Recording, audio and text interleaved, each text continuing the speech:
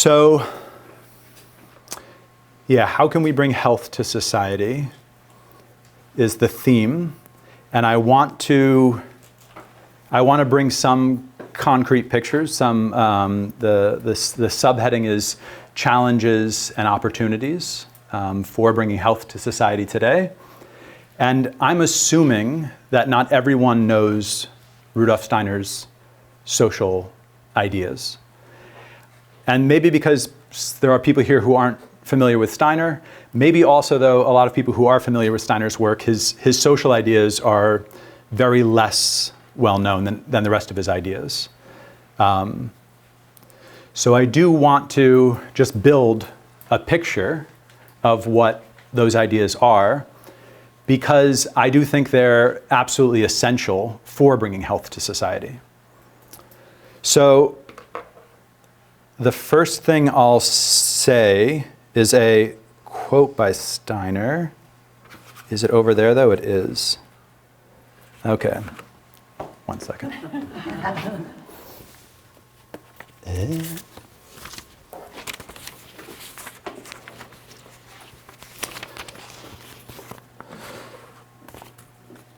So one of the things that Steiner says in one of his lectures is, we must learn completely new ways of thinking instead of talking about small, incremental improvements.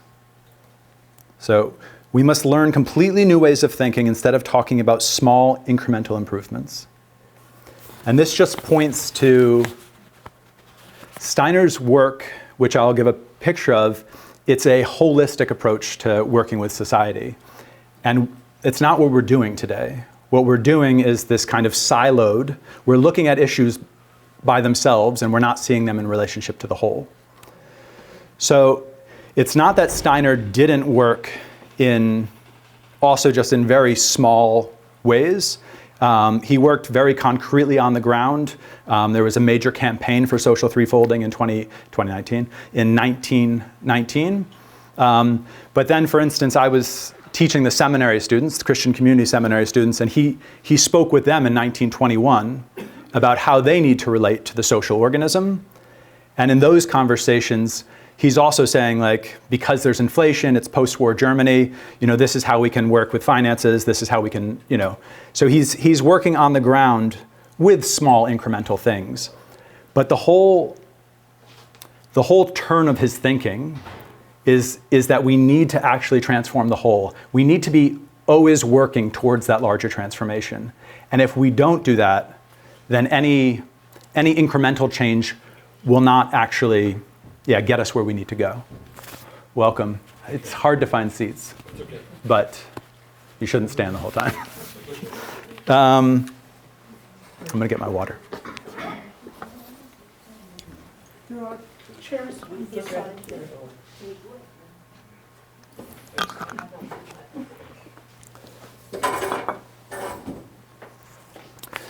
So, it is a picture of societal holism, of the whole of society, and of working on our small part in education, in medicine, wherever it is, but always with the whole in mind. How is it working to transform the whole? And this is asking a lot. But it's in Steiner's basic book, Towards Social Renewal, he just says we need to cultivate the feeling for the whole. We need to get the right attitude of mind. We need to see the direction we're trying to move. And eventually, he says, in relationship to society, threefolding is the fundamental thing we need to reflect on, research, ponder, incorporate into people's sensibilities so that they become as well versed in it as the 2 times table. So he did, what he's describing is what he takes to be an objective approach to social reality. He's looking at social phenomena. He's saying, what is the nature of a commodity? How does a commodity arise? What is land rent? He's looking at how does capital arise in the economic process? How do we value spiritual work, or what we could call cultural work? How do we value what a preacher does, or what a teacher does, or what a doctor does? He's looking at all these different aspects. what is the relationship of the rights life, of government to these different aspects? And he's trying to hold the whole thing together. And he's saying we need to incorporate this into our education so that people just have a healthy feeling, have a feeling for what is healthy in society. And so just to say from the start, we're not there. We haven't received that education. We haven't experienced that. So we're just going to try to catch a glimpse tonight of the whole and of how we can work into the whole. So I'm going to start. One of the most kind of difficult things is figuring out how to kind of get a foothold, where to kind of begin when you're working with this kind of picture of society. And so I'll start with where I began. And it's not going to be what everybody's interested in, but it'll give you a picture. So I was 25 years old, and I was living in Mexico. Only down there for a few months. I was working with a small nonprofit. And I was reading Steiner's basic book, Towards Social Renewal. The nonprofit down there was an educational initiative connected to Waldorf education, so Rudolf Steiner's work. And I read this book, Towards Social Renewal, and then I also read all the articles that are published in English that Steiner wrote on threefolding. It's another book. And it woke up a fire in me. And why it woke up a fire is because, in the simplest terms, so it gave this picture of what I would call societal holism. It said that all the parts of society are related to one another, and that relationship matters. So I'll just give an example. If I think about nature in a certain way, if my culture thinks about nature in a certain way, then it affects how we think about ownership of nature. It affects the property laws we create around nature. And then that affects how we work with, how we amass money, it affects all these relationships, these economic relationships. It affects the gap between the wealthy and the poor. And then it also affects, again, how that money potentially moves to education, to the arts, to all these things, or how it affects politics. So all of these things, this is just kind of one strand, but there are just so many strands, and you can try to change one thing. You can say, we need to get money out of politics. That's the most important thing.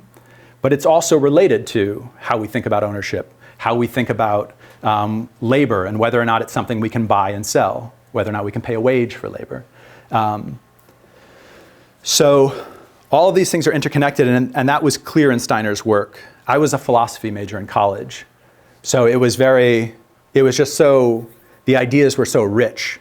And it was like, who's speaking in this way about society?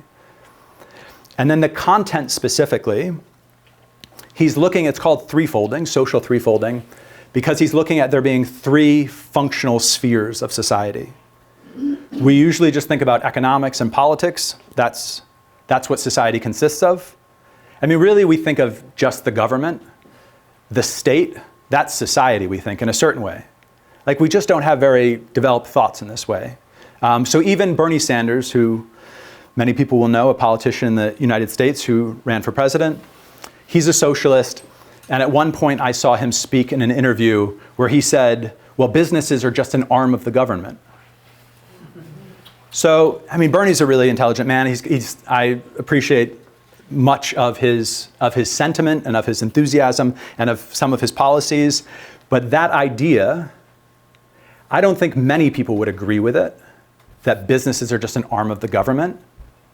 If we think about the government, if we think about creating laws, what is the pure activity of working to create laws and then making sure that people don't break the laws, or else having to bring them to court, and there's this whole activity of the government. And then what does that have to do with business? What does it have to do with producing sneakers? There has to be laws about how workers in a sneaker factory are treated. But what does it actually have to do? Why should the government be directing business? Which is kind of what Bernie's saying when he's saying they're just arms of the government. So we can just see there's a conception that there's an idea that the state is the same thing as society. That's a one-fold conception. The state is everything. But then you can say, okay, well, is that all there is? There's also business. Is business really the same? And in America, it's probably the same in Canada, we have especially big government and big business kind of battling it out. Those are the two powers. So when I was growing up, when I was in my early 20s, graduated college, I wasn't very interested in that. It just seemed corrupt. To be too involved in government, like what was going to happen there, to get too involved in business. I mean, I was working in coffee shops, bookstores, but my life was really, I was doing study groups with friends. I was living with friends. I was reading books. Literature really moved me. A lot of my friends were artists. Beauty really moved me. And I read a book, I don't know if people know it, Viktor Frankl. He wrote Man's Search for Meaning. So in Man's Search for Meaning, he describes his experience in the Holocaust, and he looks at the psychology of what people experienced there. And he tells one story. I'll just say he meets a person who confides in him. He's working as a doctor at times, but he meets a person who confides in him that he had a dream that he was going to be free on a certain day. So he had it a year ago, the day is coming up, and he's very excited. It's in Auschwitz, but he's prepared. He knows the war is going to end, and he knows the date because he had this dream, which was like a spiritual happening for him. So he confides it in Viktor Frankl, and the day kind of approaches. It's getting closer and closer. It's 5 days away. It's a week away. It's just a few days away. And as it gets closer, it's clear the front isn't anywhere nearby. There's no hope of success. And this man's vitality, his enthusiasm at knowing when it was going to be over, just ebbs away from him. And then the day finally comes, and he's just in complete lassitude. He's in complete inertia. And he passes away because he realizes it's not going to end. So the dream was true. He was freed on that day, but not in the way that he thought. And what Viktor Frankl draws from it, and he also draws it from all his experience, is that the people who have some purpose, some meaning, who can find some meaning in their suffering, those are the people who have real vitality, and those are the people who ultimately live. Of course, they can't control, all these circumstances. Many of them die, but they don't die from inertia and lassitude and despair, which is very often, because the danger is that you lose your vital forces, you become sickly, and then you're no longer useful as a worker and you're killed. So Viktor Frankl saw the significance of meaning in people's lives, that they have to have meaning in their lives. And this, in my early 20s, being a philosophy major, but also just trying to understand what I was doing in the world, this was revolutionary. This was as revolutionary, as existential as it could be. And I think that thought is even more significant today. The search for meaning today is even more difficult. There's so many more deaths of despair amongst the young. It is to find purpose and meaning in your life, it is only becoming more and more difficult as materialism, as relativism, as society, the fabric of society continues to collapse, to fall apart. So these were the things that were speaking to me.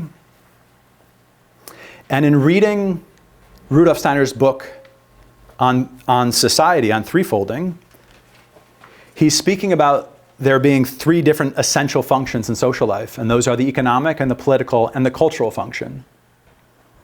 And cultural life, it's hard to define any of the realms in a certain way, like what is economic life? Steiner defines it quite clearly as it's the production of goods, the distribution and consumption of goods. So we're taking up nature in some way, we're transforming it, producing goods out of it, distributing them and consuming them. And that's the essential activity of economic life. And then political life, what's the essential activity there? It's we live together, we struggle to live together, We make agreements about how we're going to live together because we need to protect each other. We need security. And it's difficult to live together. So we make agreements, we make laws about our rights and our responsibilities towards one another. So there is an essential activity in political life. And then cultural life. What is cultural life? So I'll say the first thing about it is what I've already described. It is the realm of meaning. It is the realm of, you could say it's the realm of spirit. It's the realm of inspiration. It's the realm of purpose. So these institutions like education, art, science, all these pursuits, it's the life of the mind. So there is this realm which is quite different than business and government. Is a school really a business, or is it a political institution? What is a school? What is a church?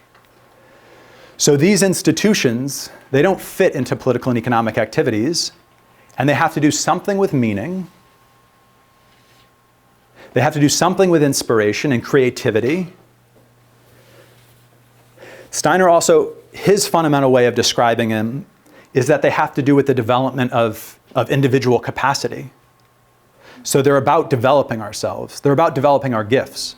All of these institutions, education is kind of the main one we can see this with, are about helping human beings, especially with education when they're children, bring forth what they have inside of them.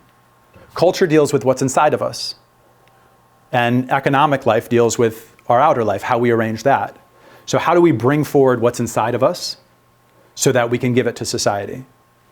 Cultural life, we could say, is about developing our gifts, and economic life is about giving our gifts.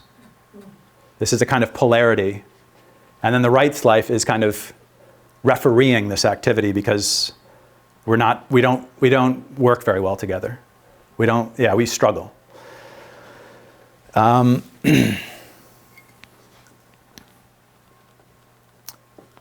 So, as a young person, with my background, connected to the people I was connected to, wanting to do good work in the world, but seeing not much inspiration in business and government, all of a sudden I saw that there was a different picture of society where culture was actually hugely significant. Culture, Steiner describes as the wellspring of society. It's what brings new political ideas. If you think about the American Revolution, like that came out of a fire of inspiration. Common Sense, Thomas Paine. It came out of all these people with different ideas, and that's what fired the revolution. And if you think about economic life, every new invention, every new way of making economic life more efficient, we were doing it this way, but actually if we do it this way, we can be more efficient, we can be more effective. That's all the application of intelligence. That's all the application of the life of the mind to make things more efficient, more effective. So it's just, in Steiner's reading of the situation, cultural life, which we've totally neglected, is actually, in a way, the most significant. And we haven't totally neglected it. We still have. We kind of pushed the church off to one side and said, like, great, you do your thing over there. And we've left it free because we have separation of church and state here, which is wonderful. But it's really just separate. But then schools, the state has kind of taken over those. And then medicine, a lot of these different fields, they kind of look after themselves, but the state also kind of gets more involved. As we saw with COVID, the state got very involved around medicine. So the state sees itself as the whole and as the kind of parent of all of it. And so feels perfectly fine with saying what teachers should teach. And we don't see that it's strange. I mean, in America, I can't speak for Canada, it's not abnormal to have a public education system. But it is strange. So in America, in the last few years, we've been arguing about critical race theory, which I don't need to get into the details of, but it's, in its simplest way, there's a picture of systemic racism that the political left really feels needs to be part of the educational system, and the political right feels really doesn't need to be part of the educational system. And so if you're an educator, a social science or history teacher in Texas, which goes back and forth, it's purple right now, it's not red or blue, goes back and forth, in terms of its political affiliation, then from, every couple of years or every few years, you might have to change your curriculum. You might have to change what you're teaching. Now you're teaching, about critical race theory, now you can't say anything about it. But why shouldn't the teacher just teach out of their own inspiration? They know the history. In some way, they connected to the theme, they're inspired by it. Why shouldn't we trust them enough to teach out of themselves? So I don't want to get into the weeds,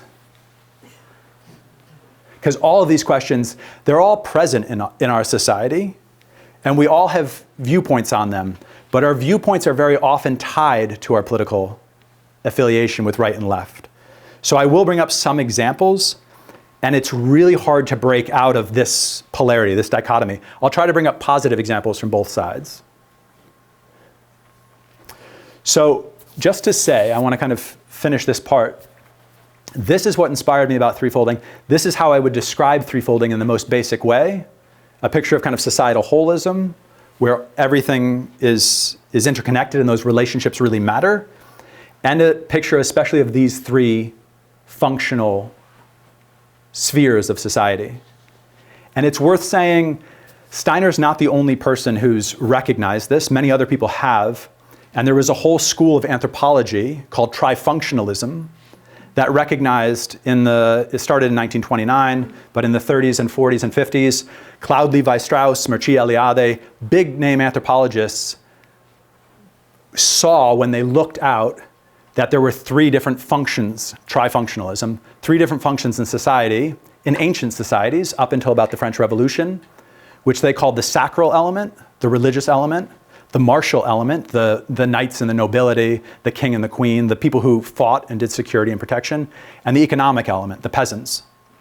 So you have the three orders in Europe, medieval times, and if you look at the five different castes in India, the top is the religious, the second is the warriors, and then the bottom three are all economic. So really, it's not that Steiner's making something up. It's not that he's making up that we have a political life or an economic life or a cultural life. These things just exist. We all have a cultural identity. We know about Italian culture and French culture. These are things. So very often, a very painful thing for me is that working in relationship to other people who are connected to Steiner's work, they think that Steiner's work in this field is utopian. They think it's a program, a blueprint for a utopia. When Steiner's just describing the nature of social life, it has these three spheres, these three functions, and it's a question of how we work with those. It should be a question for anybody, regardless of Steiner. Who cares about Steiner? It's just now that you know these three exist, how should they relate to each other? What's the right relationship of business to government, for instance? But yeah, what if we take culture seriously? What should be its place in society? How should we treat it? These are just very basic questions that we don't ask. And unfortunately, out of the anthroposophical movement, we haven't really seen that it's just the reality, the social reality around us. And everything we do is contributing to the health or the sickness of society, of the social organism. So that's all a picture of what is. And what's very important for Steiner's social insights, out of Steiner's social ideas, is that it's a movement. We haven't always been the way that we are today. There's an evolution of consciousness. And so at one point, it was right for the religious element in society thousands of years ago to be the initiate kings, let's say Egypt, ancient Egypt, where they also ruled the economic life, where they organized everything. It was right at different times for there to be a theocratic society, for there to be different ways of organizing society.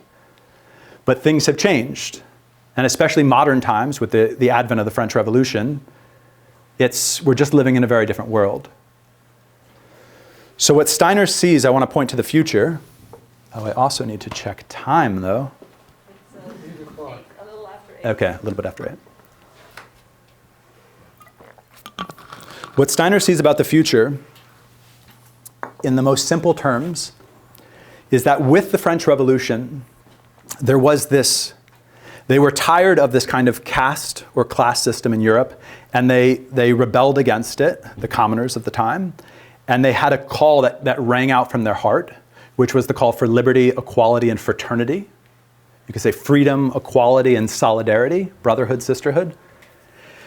But they didn't know how to realize those ideals. It was, it's difficult to figure out. They live in us, but how do we bring them out into society? Especially if we have a very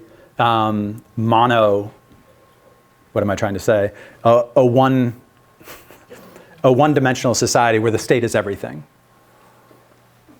So what Steiner recognized, this was a significant insight, is that although there's a part of us that would love everyone else to have our beliefs and to conform to our culture and be just like us and speak our language, and why are they speaking differently? We're Canadian. Why are the people in the supermarket speaking a different language? Like, everyone should just speak like us and be like us. There's this urge for conformity, and yet there's also an urge for freedom, to let people have their own religious views, have their own cultural views, have their own language, have their own values, their own way of being in the world. It's really hard to let people have different values, different worldviews, especially when it's the right and the left. So he saw that in the cultural realm, freedom was really, it's really what our heart is yearning for. With the separation of church and state and things like this, more and more we're saying, we don't all have to think the same. You can think whatever, you can follow your own conscience. You can follow your own ideas. This is a yearning that we're just working towards and doing not a great job, but we're trying. And then in the political realm, although we would love to just dominate one another and just have a power over each other, nonetheless, there is a desire for equality. There's a desire to have equal rights, equal responsibilities, to let everybody actually be on an equal footing in deciding the laws. So there's this dark side that's always urging us to make people conform or to dominate them.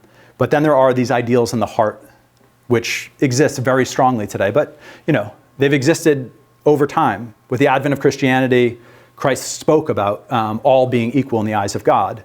These ideals they've been born in this place, they've been taken up here, how the slaves understood freedom, like in America, like all these, it keeps on moving and evolving. We're not there yet. And then in the economic realm, although we are so totally convinced that self-interest is the engine of economic activity, it just makes sense. Like, why would I want to go working and giving things away or working for other people? Like, I know what my needs are. I'm going to work for my needs. It makes sense. But there's also a part of us that wants to see everyone's needs taken care of. That doesn't want to step over someone who's homeless, that wants to make sure everyone's taken care of, and that also has experienced taking care of other people. And maybe it's just at Christmas time once a year, giving gifts where you know what people's needs are, and this kind of like reaching outside of ourselves and experiencing a moment of selflessness. And this desire for solidarity is just, it's the whole reason that socialism has been born. Socialism, I'm not going to get into, but communism and socialism aren't the same thing. Communism is just one extreme form of socialism. And there was a whole world of socialist thinkers, 1700s, 1800s, who came out of this impulse to really have an economy that takes care of everyone. So, and where did that come from? It came from the desire for solidarity, and also because we're so antisocial that there's a desire to become social. So these three desires live in us, and Steiner described how in the sphere of, let's just say, politics, in the sphere of government, it's taken some form in terms of self-governance. We've achieved some degree of democracy. Equality has found some place In the sphere of culture, we're still pretty far away from freedom in a lot of ways, in terms of letting everyone actually be themselves. The right talks about freedom, the freedom of the individual, and to the left that can sound, ugh, but the left talks about multiculturalism, and that's just the same exact thing. It just means everybody being able to be themselves. And so, yeah, if you get into it too much from a political point of view, you're just not going to rise up to a more holistic approach. So this is the kind of future we're moving towards. Our hearts are yearning for an economy that's able to take care of everyone, for a political system where everyone's equal and actually engaged, and for a cultural life where everyone's free. And we're going slow, we're stumbling along the way, we're doing a difficult job. It looks like we might sink into chaos at any moment. In the States, Biden and Trump, it's a hard reality to be too hopeful in. So what do I think are the opportunities and the challenges? And I'm just going to grab my clock so I do this efficiently.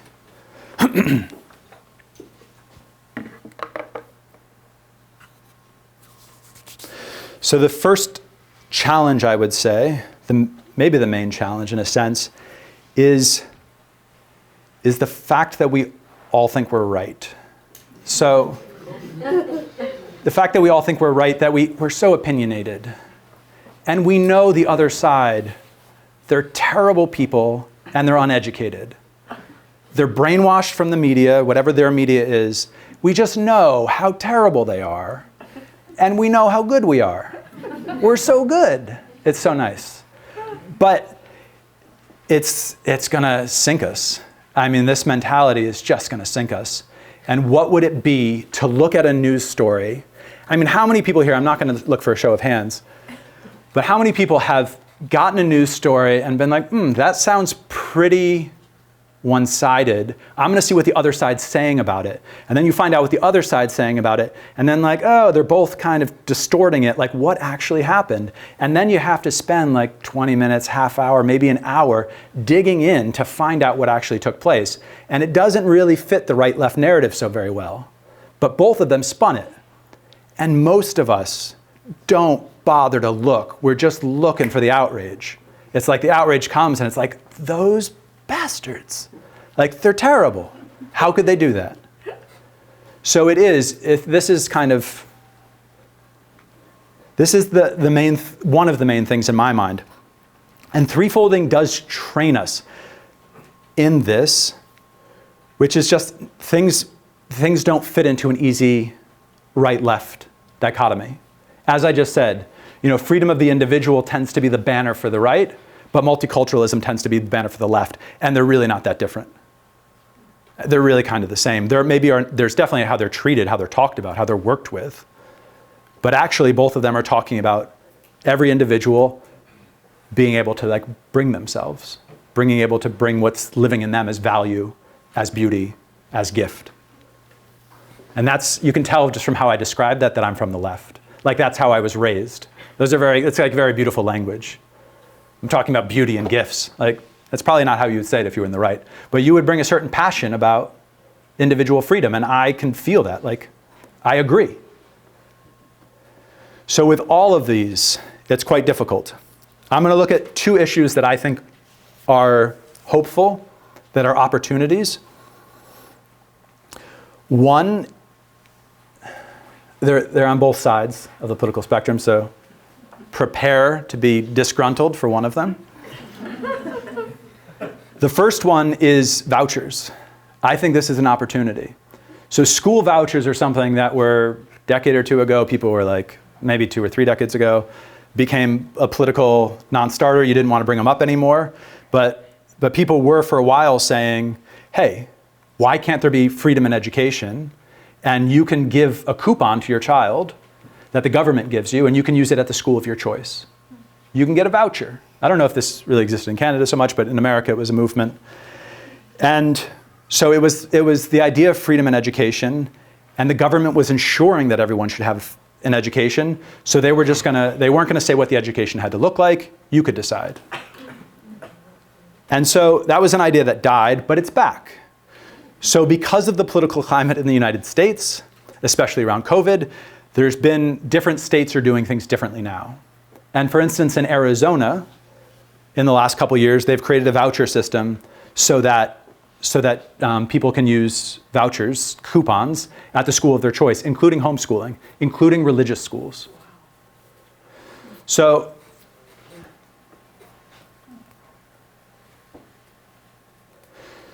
people say, like, well, you're using it at a religious school. I'll just give this argument quite succinctly. Like, isn't that overcoming the separation of church and state? Like, the state shouldn't be supporting you to go to a religious school. But really the state shouldn't have a say in it at all. The separation of church and state should also be the separation of school and state. So you really should be able to, it's hard to say that, you really should. Like, how can I express the ideal so that's felt, so that's seen? I mean, you have a child, you are in love with Waldorf education or Montessori education, or you want to send your kid to a nature education. You know, there's a flying deer school near me that's a nature education program. There's democracy schools. There's all these different types of schools, but right now they're only for people who have some sort of capacity to pay. So we have one educational system for, I'm going to call it the wealthy, even though I went to a Waldorf school, my parents weren't wealthy. My mom was on food stamps, so it's possible to go to these schools without that. But I'll just say there is a barrier, there's a financial barrier. So it is for the wealthy in a sense, whatever amount of wealth that is. And then you have a school for everybody else. And so obviously that's not fair, obviously that's not equal. So people say, no, everything should be public school. The state should control education, all of education. We look at communist Russia and we think state-controlled media was a terrible idea. We look at communist Russia, you know, and yeah, just the state having this hand in every aspect of life. If we think about state-controlled medicine, does that sound like a good idea? Like, what's state-controlled? It's obviously I'm using a more, if I say government-supported, it sounds nicer. Government-supported media sounds nice, maybe. It's interesting how quick you can spin this. Is it government-supported or is it state-controlled? And when you get into how a public school curriculum is formed, it's not all that politicians are just there like hammering out every detail. We're not going to get into it. But still, they are forming what the curriculum looks like. And people who have an inspiration to teach out of critical race theory or not, they can't do it based on whatever the politicians in their area believe. So I do think experiments like the voucher system could create the possibility of seeing that it could be done differently and that it might be healthier if it was done differently. Vouchers, though, don't just have to be for education. You can have election vouchers where people can support the candidate of their choice.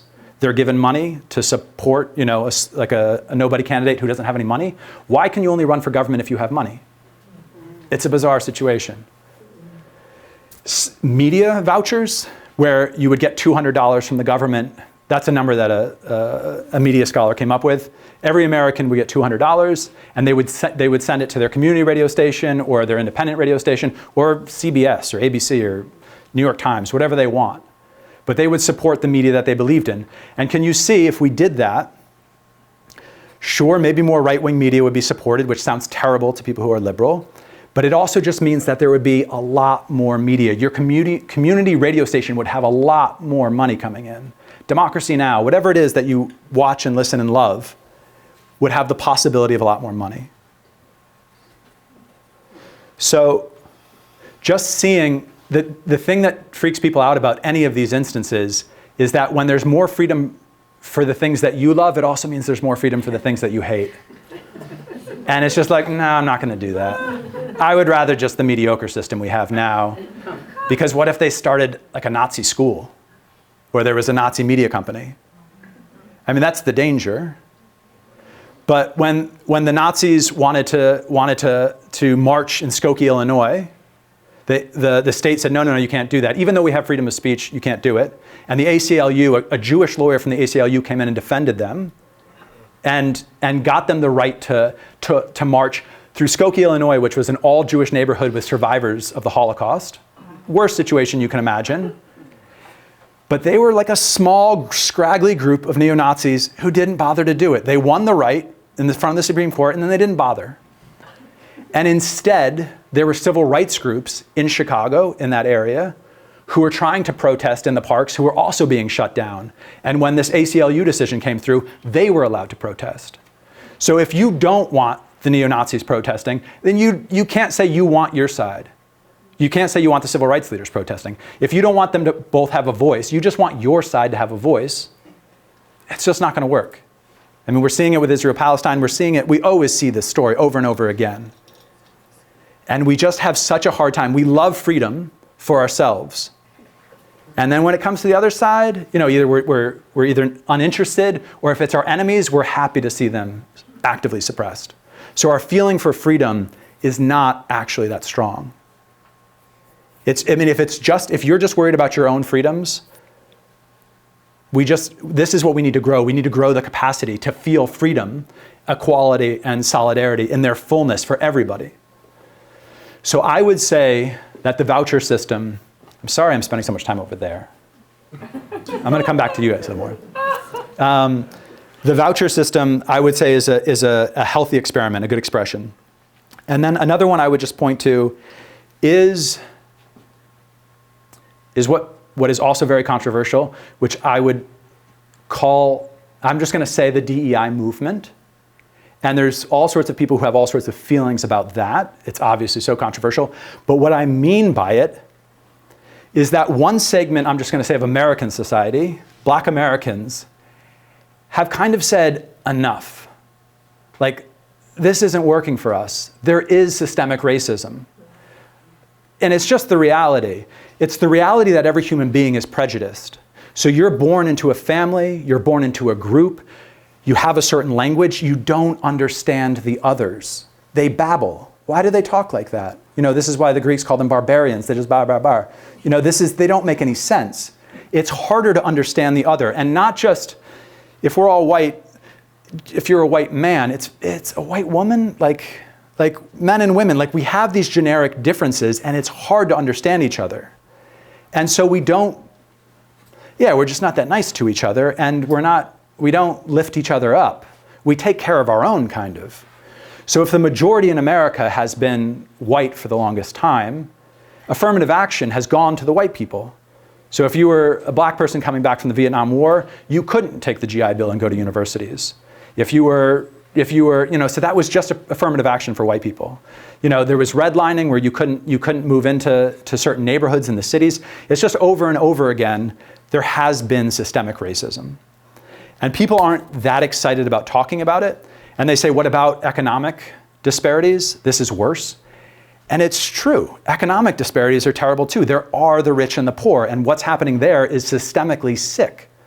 It's not that DEI needs to overshadow everything else. There are all these other systemic problems, sicknesses in the body social. The beautiful thing, though, about the Black Lives Matter movement is that it's in a certain way, it's so nice to see people say, like I just can't do this anymore. Like, this just hurts. And that's kind of what we need. We need to kind of get there. Not just Black people and white people, like everybody. Like, the system is really rigged, not just against people of color or Asian Americans or Latino Americans or whatever. It's rigged. It's working for very few people. And we need to feel that pain. And we don't need to fight back out of resentment, but we need to say, like, why is it really like this? It's systemically broken. Like, how can we possibly fix it? And this is one of my frustrations with Black Lives Matter, with any of these movements, is that there's very little of a societal, an actual systemic approach to how we would change these things. I don't see a deep enough working with, everything is related. How do we actually, everyone's working in silos, and how do we actually work between? And how do we see the deeper realities of social life? So this is a quote I meant to say in the very beginning. Steiner says in this lecture from 1922,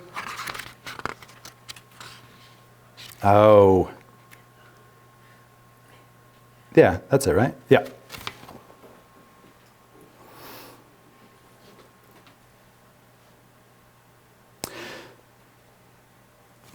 Not going to read it. I'm looking at it, and I should have really looked at it beforehand because it's not succinct enough.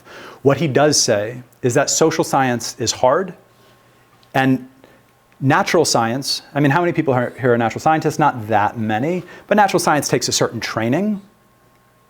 But ultimately, what you're looking at, if you're looking at a plant or something like that, you can look under a microscope or you can look out of a telescope.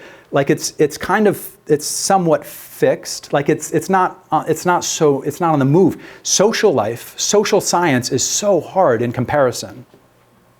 It's like night and day compared to the other sciences because we are the phenomena. But we want it to be simple. We're like, oh, why are you still talking? It's been 40 minutes.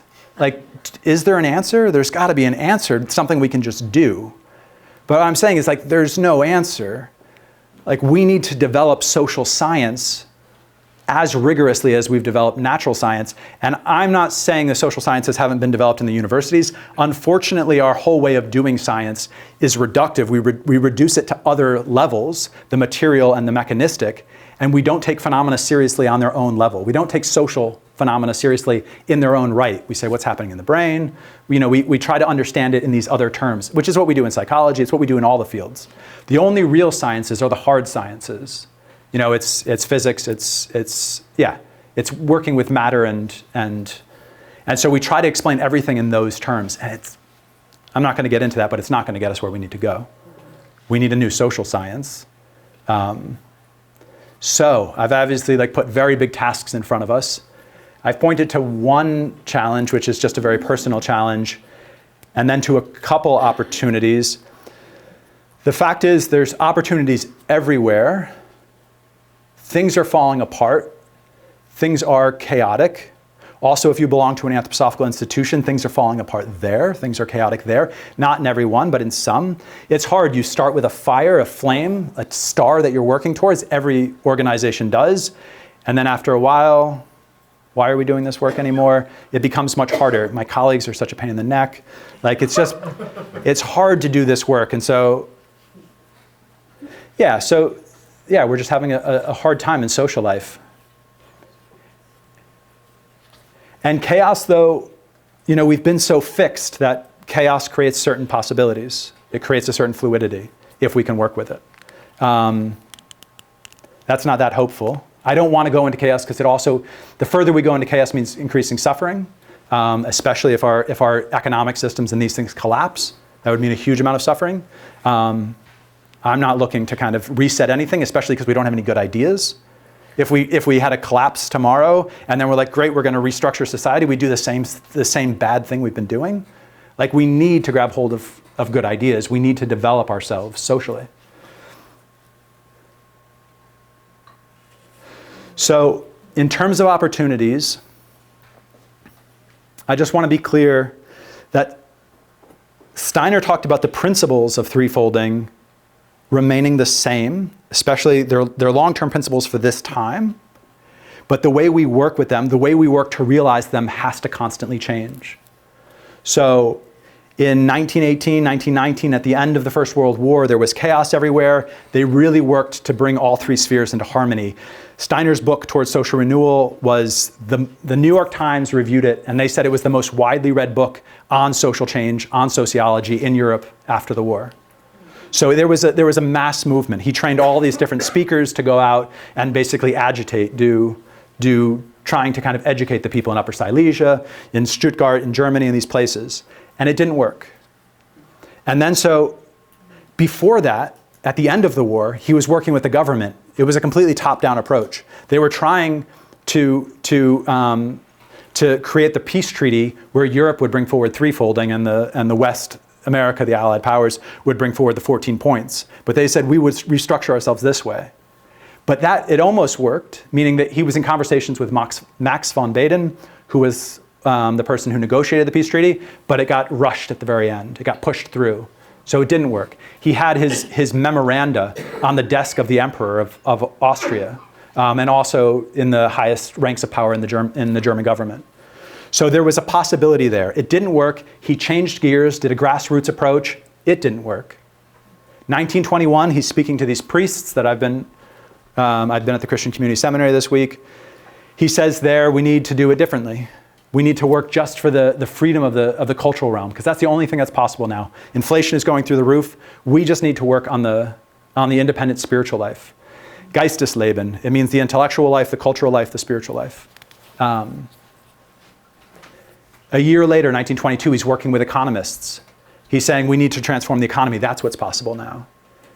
2 months later, he's in England, and he's saying like, okay, we're now working like with the British American thing, and like actually threefolding is possible. It's different than how we were doing it in Europe. This is how it's different. So he's constantly changing. So we're 100 years later. What would he do now? No idea. But the thing he did constantly was he tried to educate people, because it's not something. It has to be something that lives in all human souls. The time is past where somebody can have a great idea and just impose it on us. Even though he was working with the government, it has to, in the final analysis, it has to be living in all people. Because in threefolding, the healthy picture, everyone, sorry, this is going to be shorthand. I have to just say this in a short way. Steiner's vision of a healthy economy is what he calls an associative economy. It's a cooperative economy where everyone's actually working quite closely together, and everyone, their work is significant. It's like you think of a local economy and then you thicken the local economy. You make the whole economy, it's hard to describe.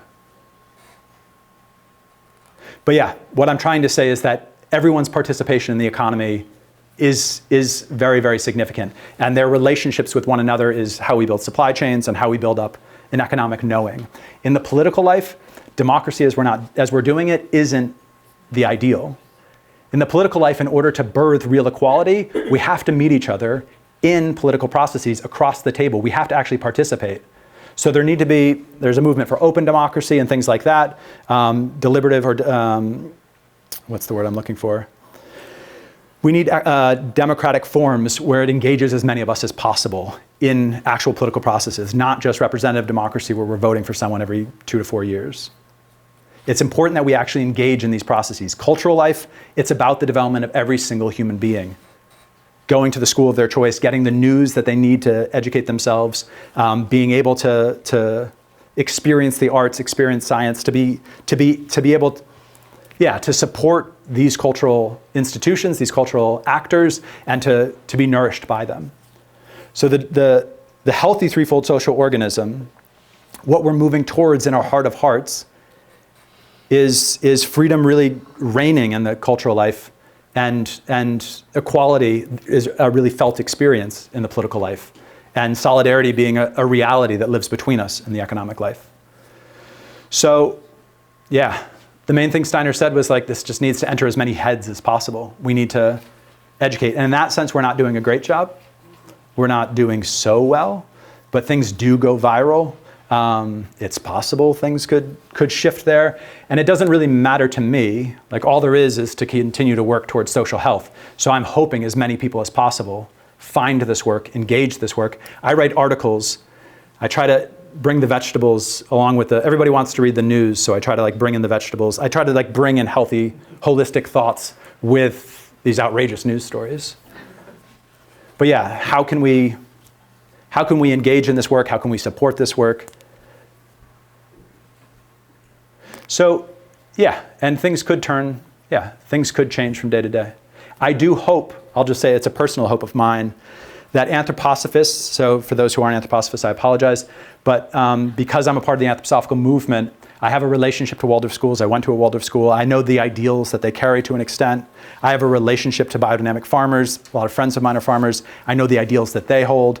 Camp Hill movement, which works with people with disabilities. My partner works in a Camp Hill. I know the ideals that they hold. There are all these really beautiful initiatives, but so many of them have said like, okay, what we're doing in Waldorf education, it's so hard to do. We just need to like carve out a space for us to do it over here. And like, we just have to, that's what we have to do to protect ourselves. So Steiner meant for the Waldorf schools to be what he called freie Waldorfschule, which is the independent Waldorf school. And it was meant to be an impulse for independence in all of education. But how do we do that? It's hard to do. And so it just becomes, forget the rest of the educational field, we'll just do what we can over here.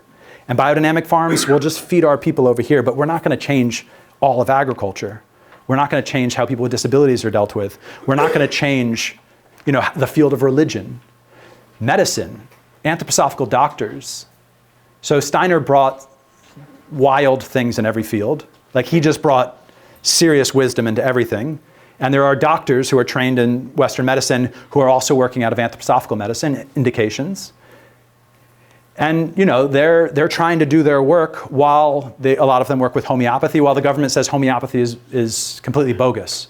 Or there are activists anyways, and it's in danger from the government of being shut down, not being supported. So the doctors can just try to kind of carve out a little space where they can do their work, but we're just going to keep on losing our freedoms.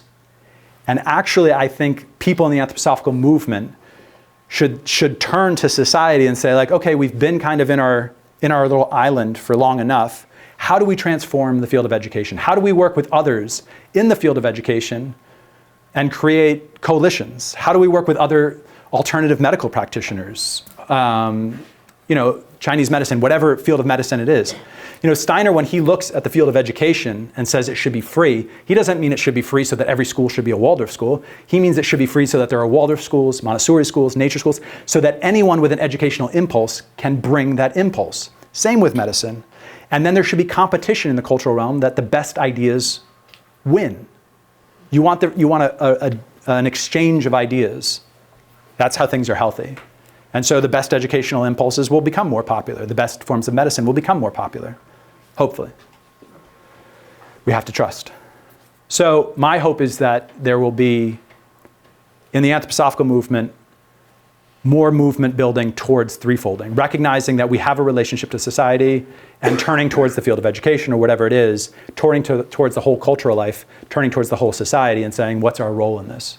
And I hope to work with, I hope more threefolders will kind of take up that kind of work. It's the work I hope to do. But other people are doing other work. So Michael's been doing work around money and currencies. Other people, there's only so many people who are really working with these ideas, and everyone kind of has their approach. And it's great because there are not so many people. There could be more. And there's not so much support for this kind of work. So supporting this kind of work is great. And also, I'm writing articles. I'm looking for readers. I'm not writing for nobody. So if you're interested in these kind of things, I try to write short articles. And my publication is called thewholesocial.substack.com. The whole social organism, the whole social. So yeah, if you want to read it, that'd be great. And it grows. The nice thing about Substack is right now I have 700 readers, but every day more people subscribe, and it's a newsletter service, so the articles get sent into your inbox. So they show up every month when I write an article. So it's building, it feels like. There's some paths to take. So that's plenty. That's probably an hour now. It is an hour. Sorry that it doesn't seem like people are totally falling asleep. It seems like people are with me. So yeah, I don't usually I try to limit it to 40 minutes, but yeah, thank you for sticking with that. And we've still got some time. We talked about doing at least 20 minutes to a half hour on Q&A. Also, people need to leave. Yeah, it's late. Feel free to get up and go. Don't worry. But yeah, it would be great to have a little bit more of a conversation. So it can be questions. It also can be a statement. But yeah, to maybe try to keep it concise so that other people can also speak up. Thank you. Thank you. We can clap. It's doable. Thank you. So yeah, is there anyone who would like to share? I'll try to remember to repeat your question because this is being videotaped. So yeah, if someone watches this later, they can hear it. Anyone who has? Yeah, I would because Yeah. I used to wear rose-colored glasses. Mm-hmm. In the last few years, I think I've permanently taken them off. Mm-hmm. I think that this is very idealistic and it sounds beautiful. Looking at the United States from Canada, it would seem to me now that the government is an arm of business, especially big business, Yeah. versus what you said. So, and a Business lot being an arm of the yeah, government, yeah. So a lot of these movements are apparently very well funded by people who have intentions or vested interests in some outcome from them. So how do we circumvent all this big money that's really influencing every aspect of society? Mm-hmm. I mean, what is the Yeah. way to break that? Yeah. So this won't be, so I'll say the question. There are all these, we no longer have rose-colored glasses. This seems idealistic, but the reality in a certain sense is that everyone is, especially the government, is working at the hands of, at the bidding of corporations and huge moneyed interests. So how do we break that? How do we get out of that?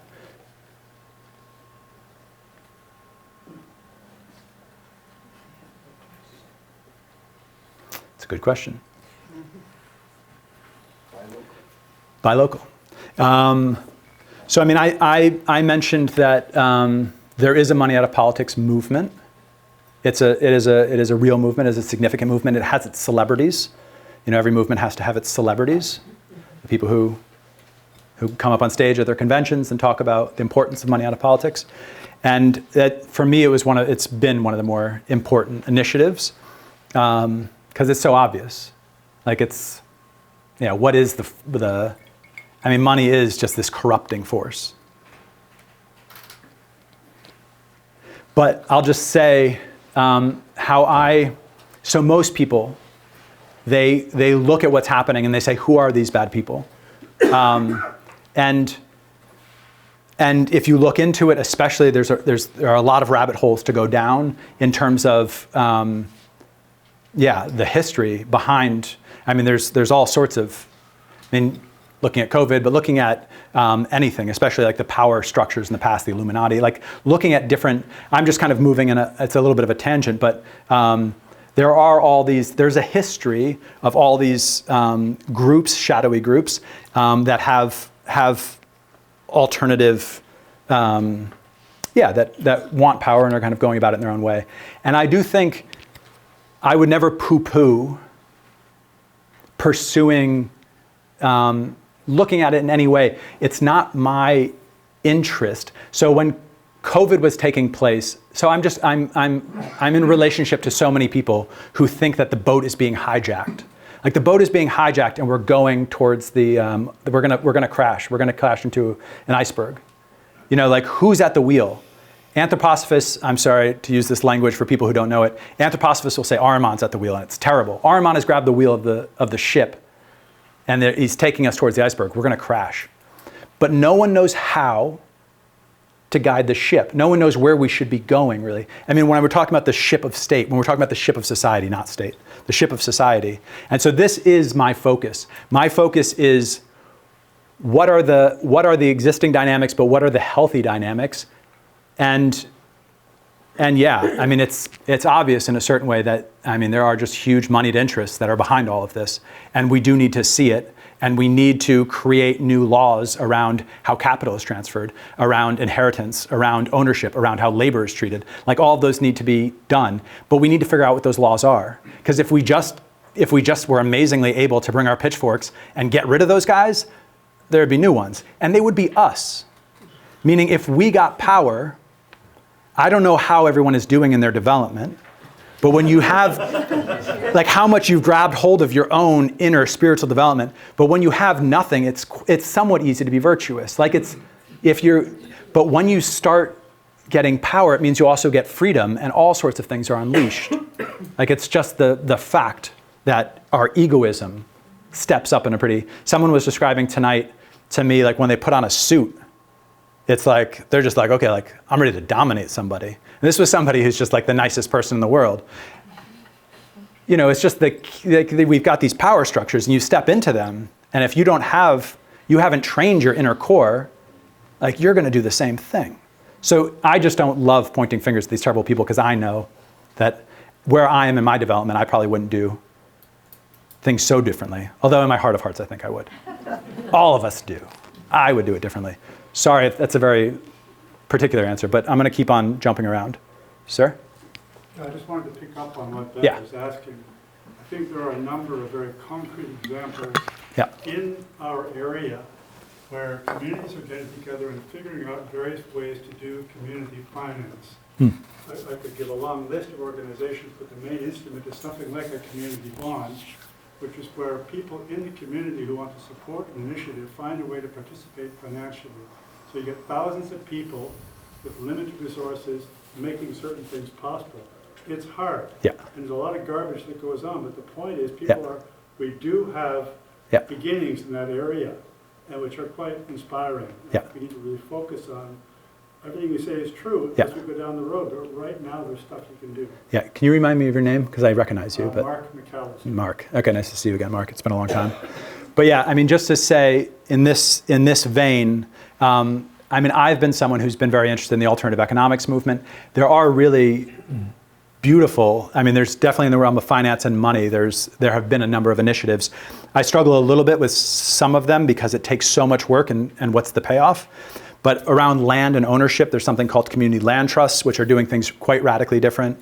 And then, I mean, I don't know how many people know Mondragon, but Mondragon is, I mean, this is a part of my discouragement around creating alternative initiatives and being like, we'll create models.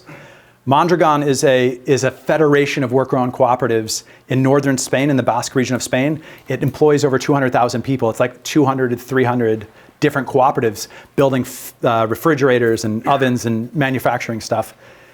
And they work in these amazing ways where one industry is hurting, so they take those people and they retrain them and move them into another one. And they work with money fluidly between each other, and they support their own culture, they support their own schools, teaching Basque language, they've got their own insurance. They just work in a lot of ways, in ways that Steiner described around associative economics. It's not the same, but they've done very creative work. They've done it for the last 70 years and nobody knows about them. People do in the alternative economics movement know about them. Some people kind of like, if I can just use the word hippies, like people who had that mentality heard about them in the 70s or 80s, but it's just like, yeah, so I wouldn't poo-poo any of these initiatives. I think it's great. We need to like figure out where we can work. I just also, for my personal emphasis, am trying to understand the whole and educate about the whole. But yeah, so hold on, there was one here and then there was someone over here. But yeah? I'm just thinking about, we're all on a road of self-development. Some of us consciously of that, others not. Yeah. It seems to me that in itself is our own demise. That. The leading of, I don't know how to describe it. It's essential that we do that for our own development. Yeah. But on the other hand, if my neighbor is not interested at all in developing, that's his or her business, we seem to be going against each other somehow. One is going that way because they want to develop, the other one doesn't. So I just see a stumbling block in there. And that's what makes me think that perhaps looking at that stumbling block and how do we unblock that? Well, the example I can give is I got so tired of hearing my neighbors and friends say, the government should do this, and the government should do this, and the government should do. It was a constant barrage of the government should do this. And I never taken any interest in government, that's my own. But it just finally hit me to say to them, well, why don't you get involved in government then? If you think it should be different and do this, that's what you were talking about, involvement. Yeah. Yeah. Yeah, I just see an area where we're stuck. Yeah. And how do we break free of that? Yeah, so I'll repeat it in a kind of concise way. when we look out at the social landscape, there are some people who are really more rigorously trying to take their development into their own hands and work with their own inner life, and other people aren't so interested. And that creates potentially a stumbling block, like a challenge for how do we all work together towards a healthy transformation. What the nature of that stumbling block is, like how we see the different sides of it. But maybe the thought that comes to mind is that it's true that people are working in different ways with self-development, but it's also the case that everybody is working with development. Like everyone is on a path of development, even if they're not working with it consciously out of themselves. I mean, children aren't working. If you're an adult taking your inner life in hand, working with meditation or any sort of inner exercise, whatever it is, like that's just very different than what a child is doing. And it's not right for, personally I would say, that it's not where a 6-year-old child is or an 8-year-old child is. That's not right for their development. They need to kind of incarnate fully into the world first before they can take up such questions for themselves when they become adults. So we don't abandon the children, and our neighbors are so difficult, but it's also, they're on a path of development. And so instead of trying to be, very often we get stuck in this, they're right, they're wrong, we're right experience. We do this with our family too. But it's interesting to try to develop the capacity. I've started over years to be able to do this a little bit with some people who I'm close to say like, oh, like I see the things that you're stuck on, they bother me in a huge way, but it doesn't really matter because you're on a path of development. Like what's going on for you? Like what do you need to develop? Like can I just take an interest? Like that's another human soul. And like can I just see, I really shouldn't interfere at all if I can't see like what's coming out of them, like where they're moving towards out of their inner being. They might be totally unconscious of it, but if I can see that, then maybe I can help draw them out. Maybe I can help them take their steps. We try it at Christmas sometimes. We say about like our sibling, like, oh, I think they're really aspiring to kind of like take up fishing or something. And then we say, but they don't really know it. I'll give them a fishing rod. And then like they go, oh my God, I've really wanted to do this. That's a really mundane example. But just doing this for each other, seeing where we're moving in our development, even though those people are not who we want to hang out with and they're annoying. The word was interest. The word is interest, yeah. Yeah, having interest in each other. Can I get you some water? Yeah. Oh, yeah. Thank you. Look it. It's Christmas. She saw I was empty, yeah. So I wanted to ask you, I find Threefold Social Order a tremendous framework for thinking about our world. Yeah. As opposed to a prescriptive program. Yeah. And I find that, and I'd like your comment on that, I just find too often we're ambitious in terms of we're the program, as opposed to being satisfied with the education and the framework to think differently about where we are. Yeah. Yeah. So I think that's entirely the case. I agree wholeheartedly. And if we were to watch this video again, how many things did I say that were prescriptive and not descriptive? How many times did I say should?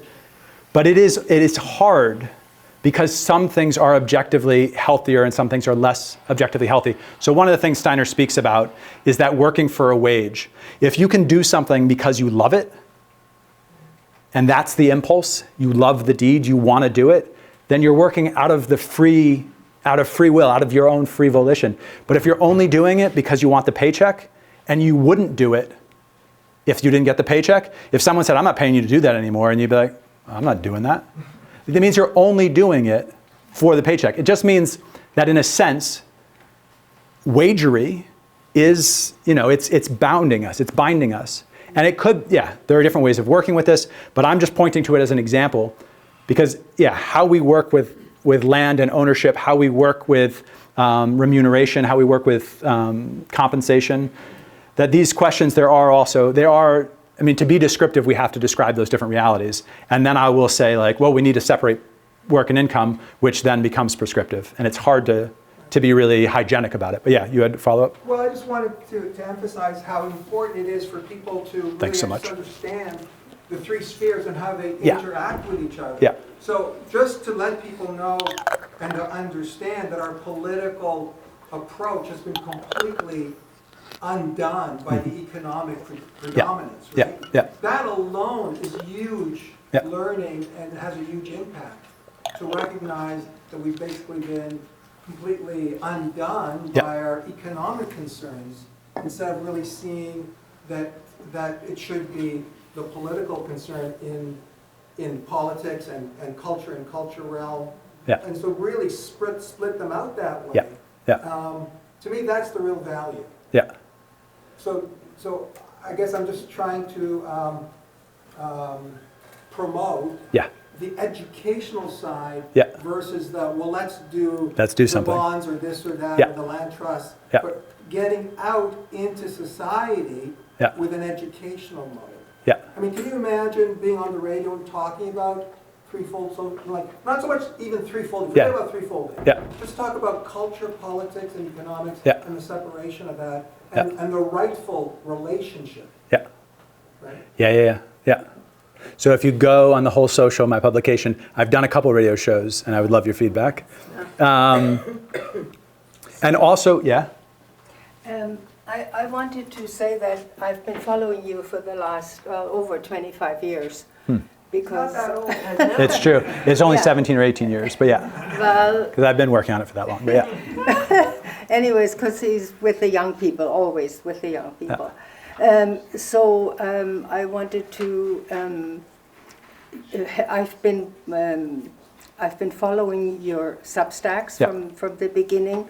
And of course, you're touching all that kinds of different subjects. So I wanted to add to what subjects you understand Yeah. and what ones you don't yet. Yeah. So I made you a USB stick, Oh, yeah? 64 Full of- gigabytes. Nice. So that's your homework for the Thank next you. 20. I need more homework. I was looking. I'm always looking for leads on stories. I do pay attention to the news constantly, but there's only so many things that when I look at it, I go like, oh, threefolding sheds a whole new light on this. And then when I dig into it, I find out that it actually makes me understand threefolding so much more. So I've gotten into Israel, Palestine, I've gotten into Ukraine and Russia, I've gotten into education and all these different fields, but there's just so much I don't have that much of a relationship to. But to come back to this, what is it I wanted to say?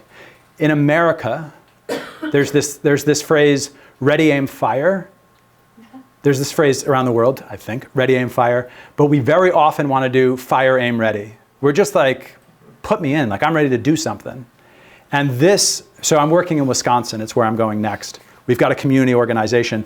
And a big part of what we're trying to do is just hold people back. Because we're ready to go, but we don't actually understand yet how to transform things. So what is it to live in an area and try to work phenomenologically, which means try to enter into the social phenomena and just see what's happening. What are the dynamics in my local area between government and business? Like it's a small town it's called Viroqua in Wisconsin. And it's 5,000 people. So there's a chamber of business, chamber of commerce, there's a local government. And how are things working? What would it mean to create a chamber of culture? Can we create new imaginations as to how we could work together? But a big thing is just trying to educate. Because if we just hit the ground, we start doing something, we don't know why we're doing it, it's a lot of work, we're going to burn out. So we have to figure out what's the strategy for keeping our fire burning. And I totally appreciate all of those pictures. Yeah, maybe it was just one or two more though. Maybe it's just one. Oh, 9 o'clock, yeah? So just one or two more. That over here? I'm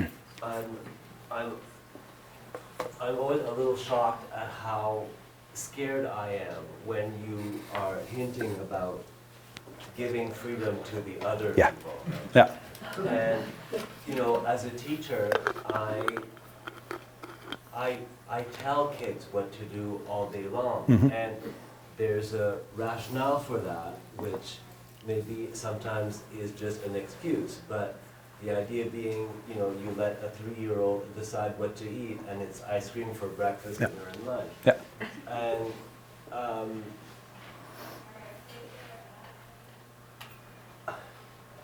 you implying that we as a species are evolved enough to have that level of freedom? Yeah, it's a great question.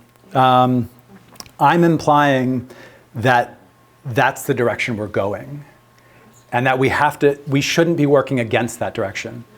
So in America, there's the libertarians, and they're like, freedom, freedom, freedom. They're just like, freedom. They're very enthusiastic, and they're like, forget the government, no government. We're going to do our own roads. We're going to do our own lampposts. Like, we'll do it. We'll take care of each other, right? And then the people on the left are like, you don't seem like you're going to take care of everybody. It seems like you're really going to take care of yourselves and your small community. Like, we need the government to kind of take care of everybody. And the libertarians, it's hard for me to say. They might be, in a certain way, too far in the future. Like, maybe we're not there. We have to bring freedom. It's just like, yeah, it's a path forward. Solidarity has to come along. How do we bring solidarity along? But to keep on, to not trust in each other and to keep on wounding freedom and saying like, well, the government just is going to have to do it for us, is kind of moving into the past. It's kind of moving into like absolute monarchy, like the initiate king figuring it out for us. So it's funny, the progressives are kind of conservative in this way, and the conservatives are kind of progressive in this way. Like it keeps on flipping. But that's like one specific issue, and I might have been a little hard to follow. So yeah, it is a work in progress. I'm not saying tomorrow, if we could, we should just, but I am saying the First Amendment in America is pretty great. Like, it's pretty great that there's freedom of speech. Even though there's terrible people out there, which I completely disagree with what they're saying. And I would rather educate each other than legislate each other. I would rather that person get to say, you know, there's a rapper, Mike D, who his grandfather said, like, I want to know who the racist is in the room. Like, I want him to say something racist. He's a black rapper. And he says, like, then I know who my enemies are. And if they're just like forced to be silent, like, I don't know who my enemies are. So it's like, it's good to kind of have some honesty, be able to say what we think. So yeah, and I think it's very different with children. Just to say, I think it's 3-year-old, 5-year-old, 10-year-old, 15-year-old. We do have to guide them. We have to tell them what to do, because otherwise they will eat the ice cream. But at a certain point, we become adults, and we can decide if we're going to eat the ice cream or not.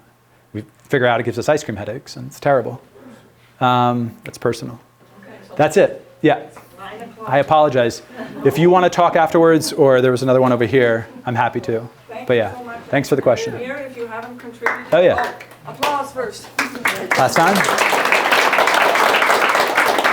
Thank you.